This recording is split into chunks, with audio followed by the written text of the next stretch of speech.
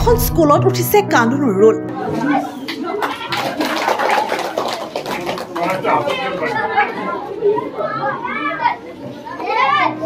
মৰমৰ শিক্ষয়িত্ৰীগৰাকীৰ বিদায় বেলাত শিক্ষাৰ্থীসকলৰ চকুত চকুলো। সুদীৰ্ঘ ৩৬ বছৰে শিক্ষকতা কৰি অৱসৰ গ্ৰহণ। কিমান মৰম আৰু আদৰৰ হলে এগৰাকী শিক্ষকৰ বাবে হুকহুকাই কান্দি উঠিব পাৰে ছাত্ৰ-ছাত্ৰী। দিনে দিনে অৱনমিত হোৱা শিক্ষক আৰু ছাত্ৰ-ছাত্ৰীৰ মাজৰ সম্পৰ্কৰ এই সময়ছোৱাত এই দৃশ্যই আপোনালোকৰ মনত আনন্দৰ অশ্ৰু আনিব। মৰম আৰু ভাল পোৱাৰে উপচাই পেলোৱা এই শিক্ষয়িত্ৰীগৰাকী ধুবুৰীৰ গোলকগঞ্জৰ জাকুৱাবাৰী এমই মাদ্ৰাছাৰ সজনীবালা ৰায়।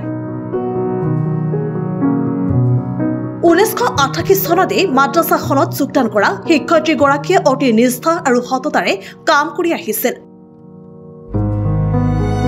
আৰু আজি সুদীৰ্ঘ ৩৬ বছৰৰ পিছত সজনীবালা ৰায়ৰ ৰবিবাৰে বিদায় সভা অনুষ্ঠিত হয়। তেওঁৰ এই অৱসৰ গ্ৰহণ অনুষ্ঠানটোত ছাত্ৰ-ছাত্ৰীৰ লগতে মাদ্ৰাছাখনৰ সহকৰ্মী শিক্ষক আৰু কৰ্মচাৰী উপস্থিত থাকে।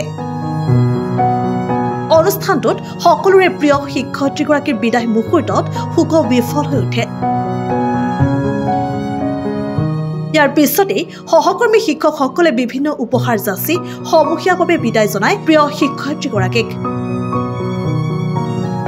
ধুবুৰীৰ পৰা মুন্না আহমেদৰ ৰিপৰ্ট, প্ৰতিবিম্ব লাইভ।